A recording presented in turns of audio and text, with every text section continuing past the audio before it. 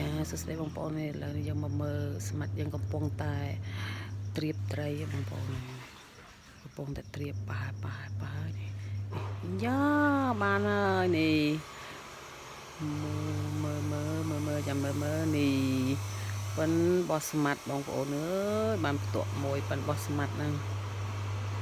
រាវចុះរាវឡើងបានប៉ុណ្ណឹងនេះប៉ះមួយទៀតហើយគេរមុចមើលទៅគេចំពោះរមុចត្រៀបមើល